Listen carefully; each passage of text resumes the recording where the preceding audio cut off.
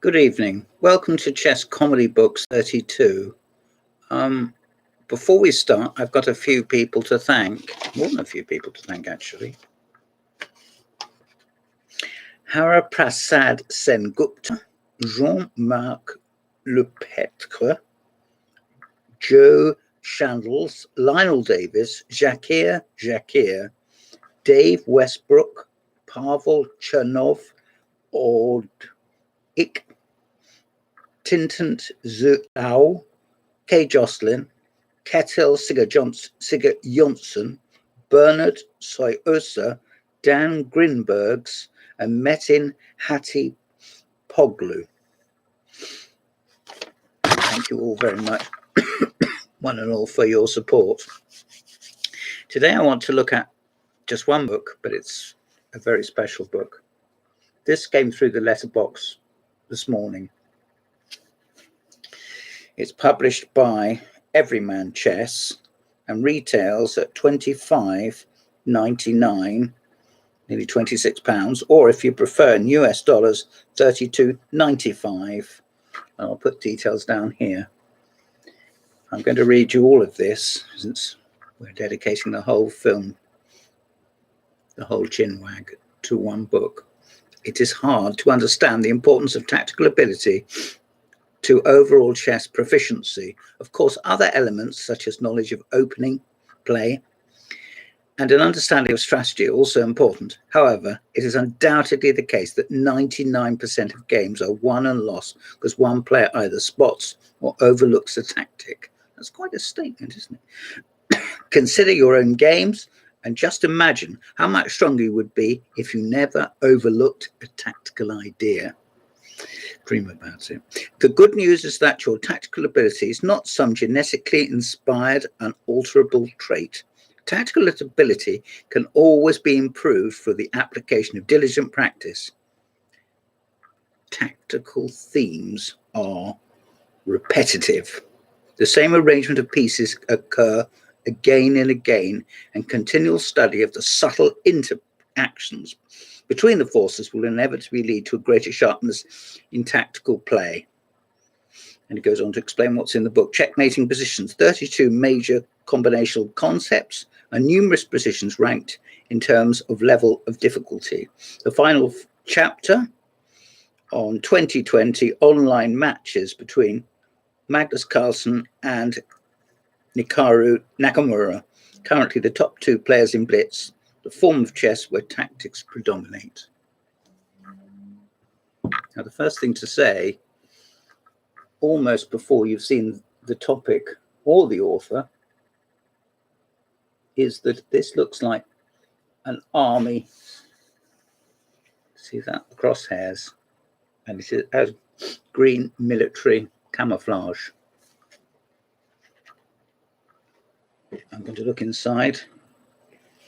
And it deals with various mating patterns, shorter mates, longer mates, annihilation, clearance, sounds positively violent, decoy, attraction, removal of the guard, and it goes on for 33 chapters.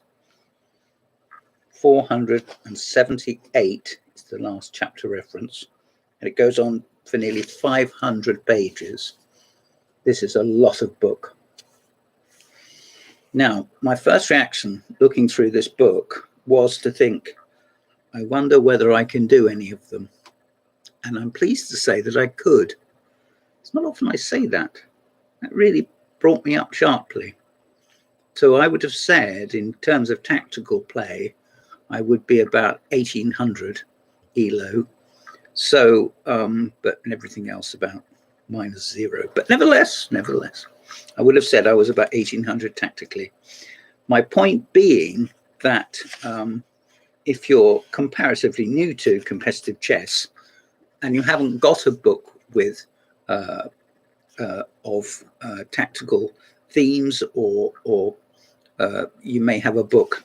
Let me just get one out the bookcase and show you the difference. This is an old friend, and I'm not running it down. There we are, the 1001 chess sacrifices. And this is what you get. You get diagrams of the sort that you might look at when you're on the bus and try and work it out in your head. And good luck to the bus and good luck to your head. But the point is that this is not going to win the Nobel Prize for chess literature. It isn't. But nevertheless, it does give you ideas and practice, and it's also just handy, just fun, just to have it on your lap and Bob's your uncle. But with Cyrus's new book, that is not the case. He gives chapter and verse. He gives recent games, he gives old classics, and he gives studies. And there's a particular study of the composed positions. I'm calling it that because I'm nervous of using the wrong word.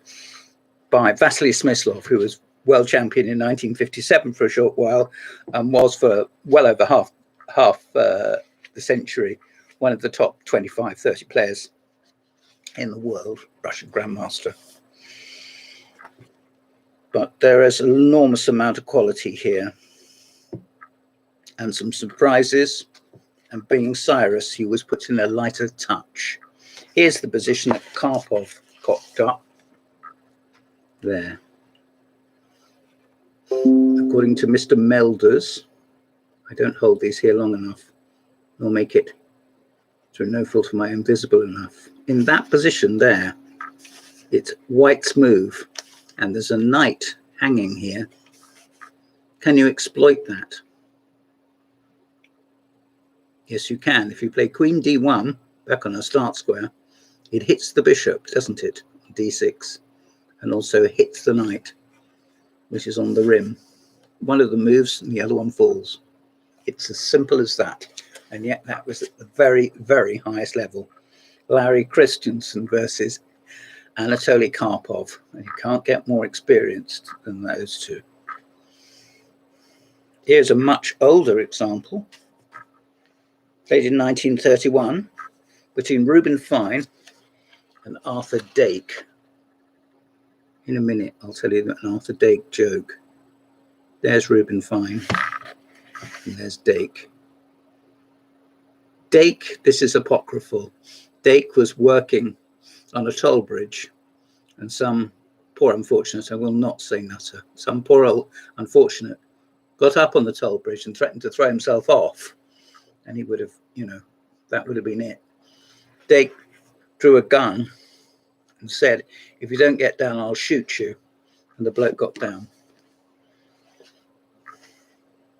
I can't hear any ironic laughter.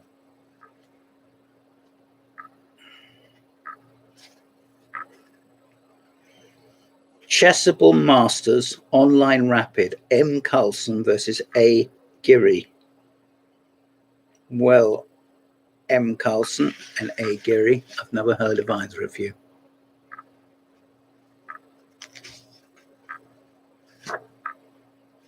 These are all top grandmaster games.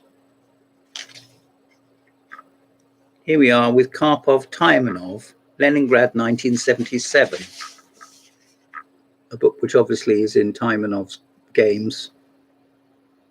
One of the reasons that this game is worth quoting is that it was an unspoken, well, not unspoken, but an unwritten rule that in an international event, no Soviet grandmaster was ever allowed, in theory anyway, to defeat Karpov when he was world champion.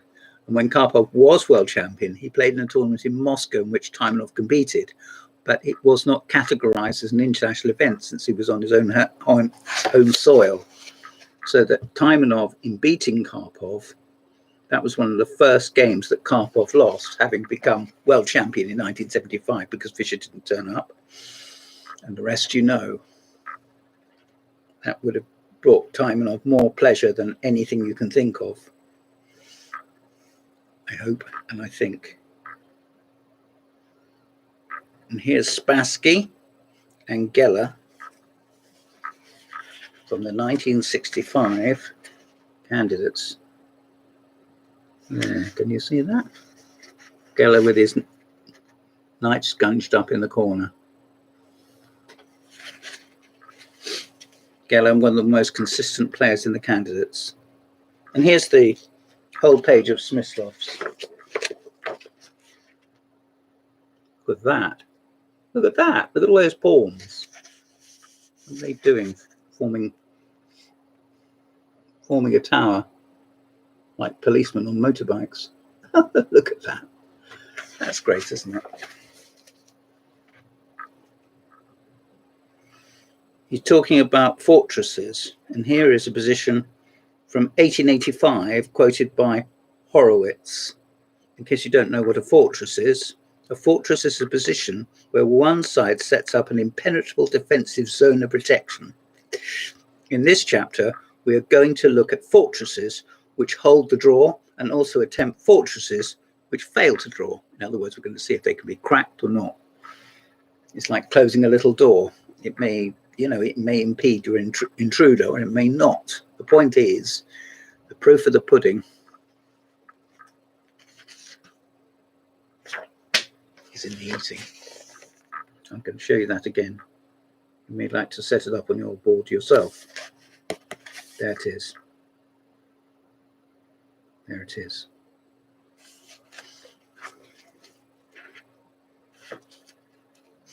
The last chapter we'll do with anyway. Match of the Titans, Carlsen versus Nakamura.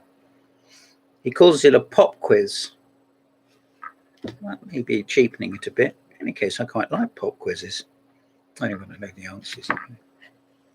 So it's got games between Carlsen and Nakamura.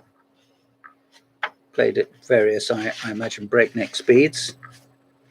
I have to keep on saying there's nothing wrong with that. There's nothing wrong with that. But, maybe one day, Nakamura will contest a world championship match. And if he does, well, we could be in for some incredible games, couldn't we? There we are. We've got several pages of this. Light notes. Maybe he's cut down a bit on the jokes. I don't know. I can talk, can't I, doing this sort of thing?